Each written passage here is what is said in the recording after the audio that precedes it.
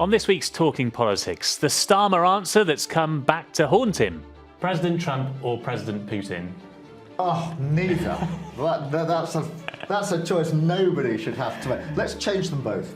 Back then, you were right, weren't you? Robert questions the PM on tariffs. The last thing you should be doing is cutting spending or putting up taxes. This is, frankly, really bad economics. And Anushka puts our audience's huge welfare concerns to Liz Kendall. She tried to say, no, we've put out what we're going to put out. This is what we're going to do. I tell you what, I bet the Treasury are thinking quite differently on that.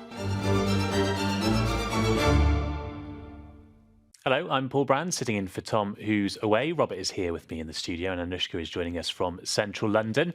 Anushka, you're fresh from interviewing Work and Pension Secretary Liz Kendall. And Robert, you sat down with the Prime Minister today, two big interviews, which we'll want to dissect, of course, shortly. But before we do, if you watched or listened to last week's episode, we revisited my interview with Rachel Reeves for a podcast called Acting Prime Minister a few years ago to compare how power has changed the Chancellor in the course of just a few years. I also interviewed back then Keir Starmer for the show. That was more than 5 years ago now, January 2020, just before he became Labour leader, to get his vision for power. So the Talking Politics team had a look back at the archive, and ahead of today's recording, one answer right at the end of the interview stood out. This is what Keir Starmer said 5 years ago. A couple of quick fire questions just for fun. President Trump or President Putin? Oh, neither. That's a choice nobody should have to make. Let's change them both. So we thought it would be interesting if Robert asked the Prime Minister a similar question today and put those comments to him, because obviously now he's Prime Minister, he's in a slightly tighter spot, and Robert did so very kindly, so this is what happened. In 2020, you chatted to my colleague Paul Brand on an ITV podcast, and he asked you, President Trump or President Putin, which one will you choose? You said, neither. That's a choice nobody should have to make. Let's change them both. Back then, you were right, weren't you? Well, I don't get to choose the president of any other country. President Trump has got an amazing mandate, historic second term, and we have a very good relationship between our countries. I have a good relationship with the president. That's in our national interest. We'll continue in that vein. OK, so Robert, which one do we think is the real Keir Starmer? 2020 or 2025? OK, the real Keir Starmer is a subject that me and Anushka have been talking about for months. So I think let's not go with the real Keir Starmer. I think the more relevant thing is his face when I asked him the question, because what was really striking is there's definitely been a change in terms of his own psychology vis-a-vis the US president, I would say in the last couple of weeks, maybe just in the last small number of days. Because what's really interesting is up to today, if I'd asked him that question, he would have been very serious, very stern, simply concentrated on the words, which he wants to try and be nice to President Trump. But he beamed. When I said... He sort of laughed, actually. When I said you were right back then, he beamed, right? I mean, it was really interesting to watch his face. And that really spoke volumes. And what he was basically saying is, I've got to be nice to President Trump because, I don't want to have a public row with him. And really the whole thrust of the interview was about what is now a global financial crisis made by Donald Trump. He doesn't attack Donald Trump personally in the interview, but he repeatedly says tariffs are a mistake. Free trade is a good thing. Donald Trump's tariffs are causing us enormous harm, and they are a mistake. So do you think he's sort of starting to put a bit of distance between himself and Trump after weeks since the inauguration of sort of cozying up to Donald Trump? Do you think he's willing to be a bit bolder now? He knows. Well, he said two related things. One is he said tariffs are a permanent feature of this new world, right? He is absolutely explicit that he does not believe there is any world in the next few years while Trump is there where we go back to anything that looks like free trade, right? So that in itself is obviously hugely significant.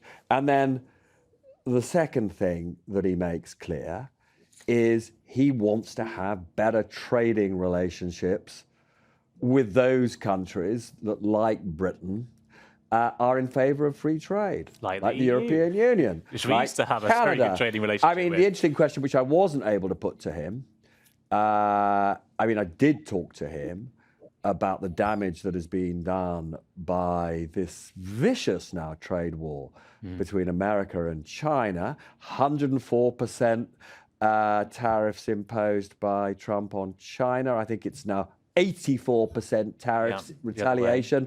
China on America. Talks explicitly about how damaging all this stuff is.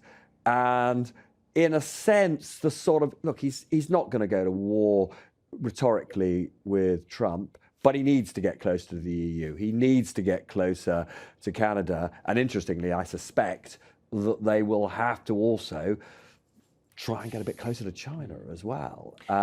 So, in that sense, that's where a bit of distance comes in respect of Trump. Anushka, just going back to that clip, who do you believe, the 2020 Keir Starmer or the 2025 Keir Starmer?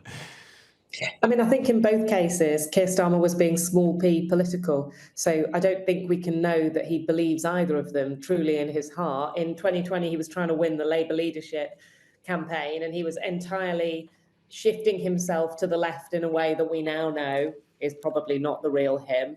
And now he's doing what he thinks he has to do to try to maintain an economic relationship with the US. And as Robert says, we've been discussing for some time who is the real Keir Starmer. I remember going back to Leeds University with him and reading out to him stuff he wrote in magazines when he was 22, which was really quite lefty, although also it was also quite lawyerly and academic, I would say. I mean, the conclusion I've come to with Keir Starmer is that he's just not ideological. He is a pragmatist above all else, and that means that he changes his position to do what he thinks is the right thing at that right moment. Now that's, you could argue a sensible thing to do, or you could, if you're a kind of ideological political person, think that it means he lacks values. I was thinking about this the other day on the subject of international aid. Watch Keir Starmer 4 years ago on international aid. He passionately argued that cutting international aid would make the world a more dangerous place.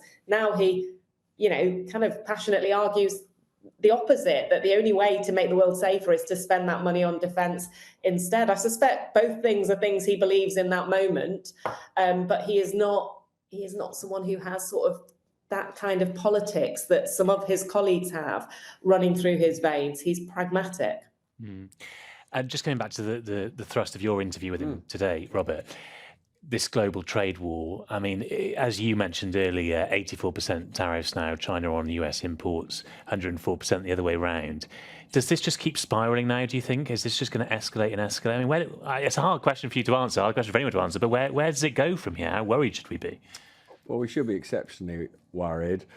I've been at the front line of reporting on financial crises now for, since 1987, Black Monday, There's been the LTCM crisis, there's been the dot-com crisis, there's been the global financial crisis, there's been the COVID crisis, all of which involved, global financial shocks of a, dramatic nature that have, rebounded on our prosperity. This is unique because this is a crisis caused by the American president, not a crisis he's trying to clear up. And because of that, making a forecast about where we go requires me to have an insight into the brain of Donald Trump. And I can't be confident that even he knows at this particular moment what he's going to do next. So forecasts are hard, enormous uncertainty, very, very worrying times.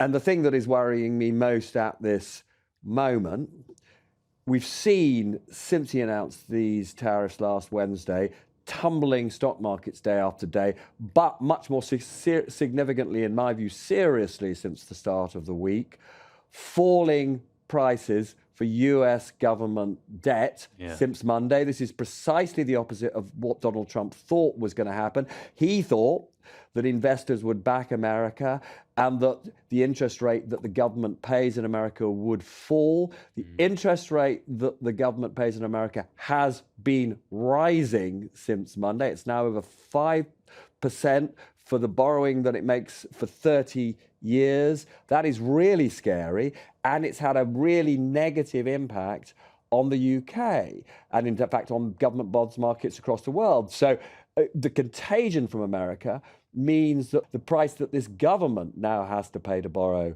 for 30 years is back to levels we have not seen in this country since 1998. These are higher interest rates than we even saw during the Liz Truss shock. So Trump damaging America, damaging Britain. And therefore, in a way, the most significant thing that Keir Starmer said to me today, and this was a line he desperately wanted out there, was that he is not going to change the UK's fiscal rules. These are the rules that constrain how much the government can borrow. You know, stability is hugely important. The fiscal rules were put in for a purpose. They're ironclad. They're non-negotiable. And we will always act. And they're not going to change. They're not going to change. We're acting in the national interest. Those fiscal rules are foundational to the stability that we brought to our economy. So we go ahead in that calm way. Obviously, we're talking to the US to see what we can do to mitigate the situation. We're talking to the industries and the sectors most affected. And we're turbocharging what we can do in our own economy. And that's the approach we're taking. And of course, working with others to see where we can lower trade barriers around the world. But calm, pragmatic, and being absolutely clear that the framework for stability we put in place, that stays in place because that's crucially important. This is, frankly, really bad economics because it means these fiscal rules, because of the global economic slowdown, the recession, which I expect to be triggered by market turmoil, which will mean a significant economic slowdown in the UK, which means less tax revenues being raised by the Chancellor, which means that by the time we get to the autumn, she will almost certainly, as a result of her fiscal rules, have to put up taxes or cut spending. And I said to him, look, Prime Minister, in a slowdown, the last thing you should be doing is cutting spending or putting up taxes. It's the opposite of what you need. What you need in a slowdown are measures to stimulate the economy. He said he totally rejected that. He then cited Liz Truss and her fiscal debacle in 2022 as reasons why he rejects that.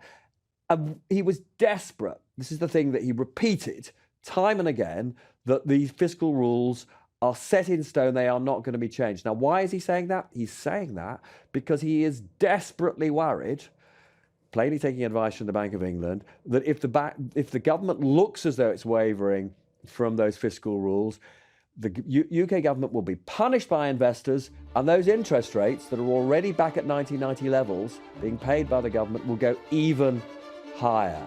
So this was an interview with me which was all about trying to calm investors and, reassure markets. Well, Robert's point about fiscal rules is a good point to bring back. Anushka, because obviously you've been setting the agenda on government cuts to welfare, which is partly about the Chancellor wanting to stay within her fiscal rules and keep that bit of fiscal headroom that she currently has. I know you've been inundated with people sharing their experiences and fears about these welfare cuts, and we can hear a selection of those just now that you actually put to the Work and Pension Secretary earlier today. If PIP was taken away from me, I feel life for me would become very bleak. It would take away the bit of independence I've got.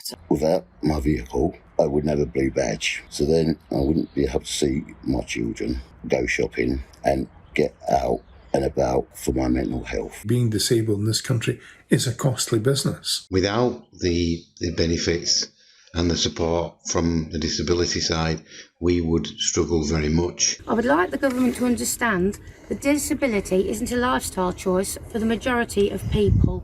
without benefits, my life would just fall apart. Anushka, what did she say in response to that? Well, I mean, the point I put to her was that lots of people who've been in touch with us, and it really has been quite, unprecedented in terms of stuff I've done before to watch the level of response we've had to this, are disabled, may be sick, and they want to work, but they really genuinely don't think they can work. And how does she respond to that? To which she goes back to this idea that if people are really disabled and, so severe that they could never work, then they'll be supported. But basically her feeling is that everyone beyond that stage can in somehow get back into the workplace. I put to her, well, in which case, put forward the support that you want to offer to people. I'm sitting here now in a place called the Shore Trust. They were showing kind of really, positive support that can be given to people who have been out of work with sickness or with disability to get them back into work. So why don't you just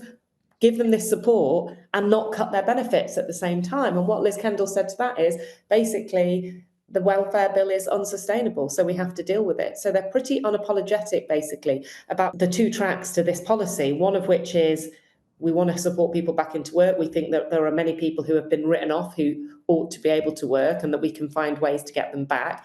And the other hand, but we're going to do it in a context of cuts and, and that's just what we think we have to do in order to make this a sustainable system. I did say to her, well, the economic winds are getting rougher. There's tariffs in America. We could have a jobs crisis in the UK as a result. Are you going to have to come back for more benefit cuts in June? We've set out our plans on changes to the benefit system. So no. We have set out our plans for getting people back into work in the Green Paper.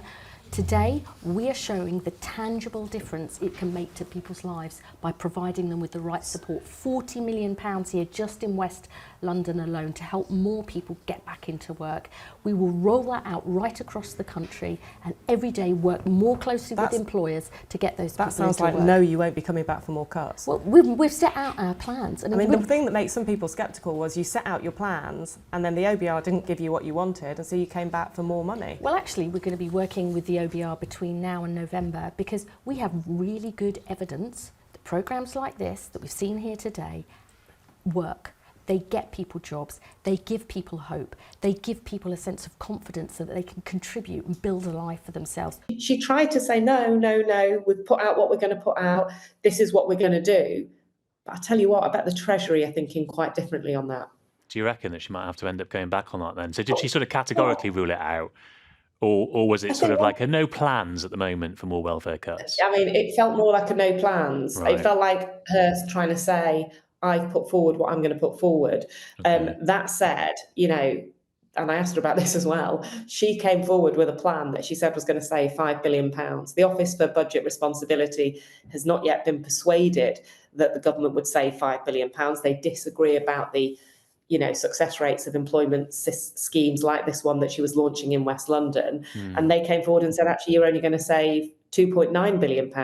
Now, if it was all about getting people back into work, you'd think that the government would accept that and move on. But no, as a result, they added in another £500 million worth of cuts. And I said to her, well, why did you do that if it wasn't really about cuts? To which her response was basically, well, we're going to work with the OBR over the next few months to try and persuade them, basically, that these schemes can be really successful. But it is a massive frustration. And the reality is, however she tries to spin it, and I've seen work and pension secretaries do this over 15 years, the context of having to cut benefits at the same time makes the work harder. Let's finish up by going back to that interview with Keir Starmer before he was Prime Minister, about 4.5 years before he was Prime Minister.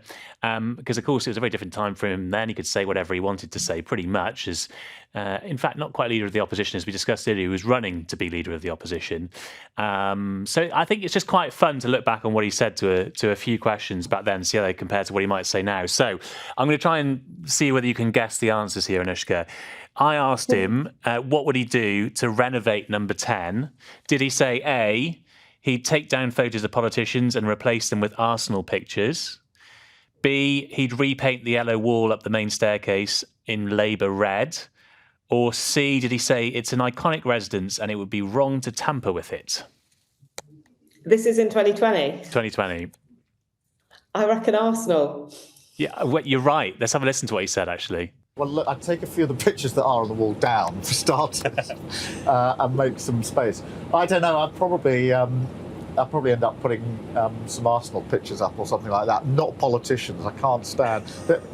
When I was a lawyer, everybody used to have portraits of sort of grim-looking judges peering down, and now we have grim-looking politicians. I wouldn't have any of that. I'd have it completely different. And that is one pledge he stuck to, because he took down the Margaret Thatcher portrait, didn't he? Yeah, he has this weird thing about pictures of people like looming over him. Yeah. So that's consistent at It is least, true right? When you go into ministers get the choice of art when they go into their new departments. From the collection. And they get taken down to the government's art stores and they go around and they pick them. And it is always quite interesting what they pick. Okay, well, look, question number 2. What did Keir Starmer say would be his first drink after entering office as Prime Minister? A, an ice-cold beer, B, a strong whiskey, or C, a stiff coffee? Beer. Beer. Let's see what he said. What's the first drink you'd pour yourself as you're settling into the study? I'm about to say a stiff whiskey, but it might have to be a stiff coffee if I've actually got to run the country.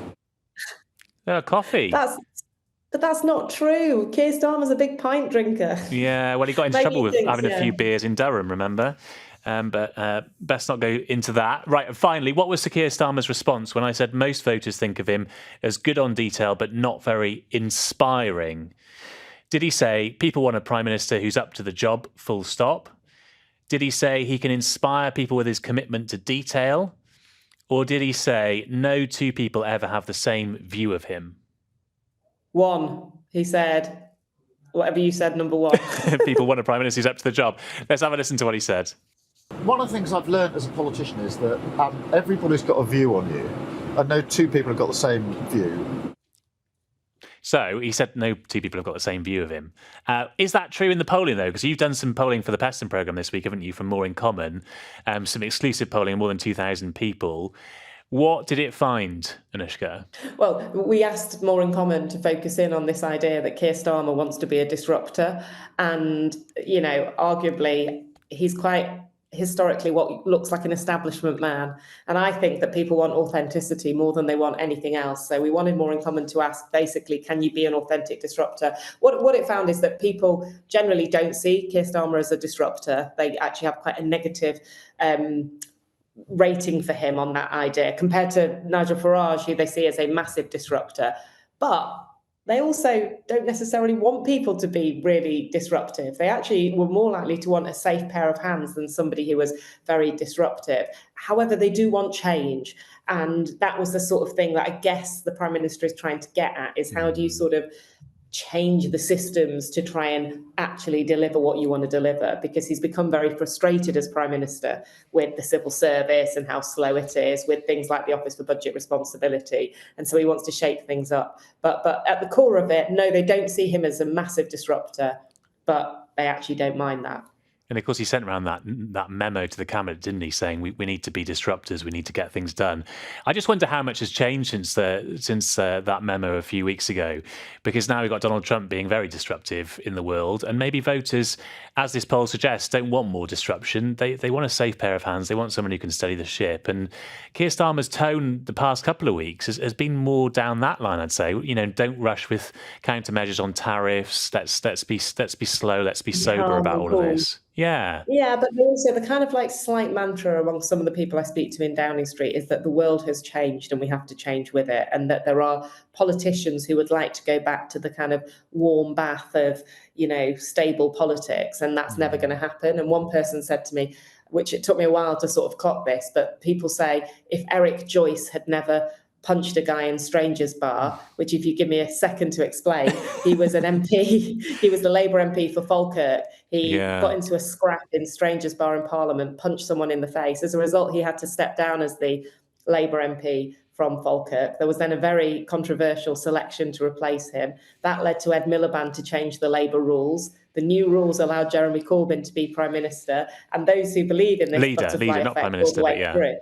I'm sorry, yeah. Who believe in the butterfly effect right to the end, think that then results in Brexit.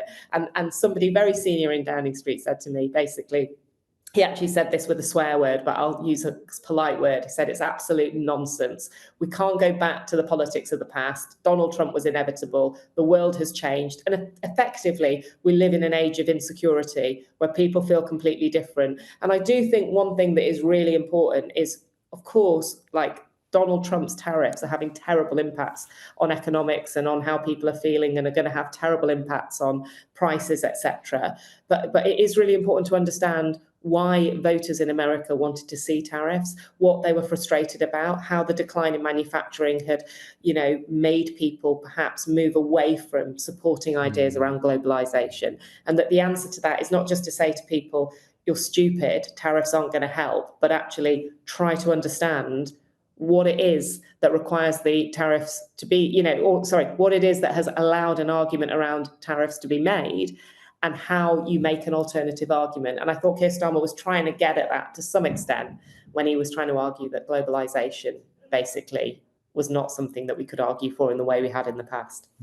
All right, well, we'll continue to enjoy the evolution of Keir Starmer, no doubt, in the next few months. Anushka, thanks so much for your time. That's all for now. Thank you to all of you who've been sending questions to talkingpolitics@itv.com. We'll be back on Friday with some answers in our Q&A edition. If you haven't already, do subscribe on YouTube or any podcast platform to make sure you never miss an episode. Thanks for joining us. We'll see you next time.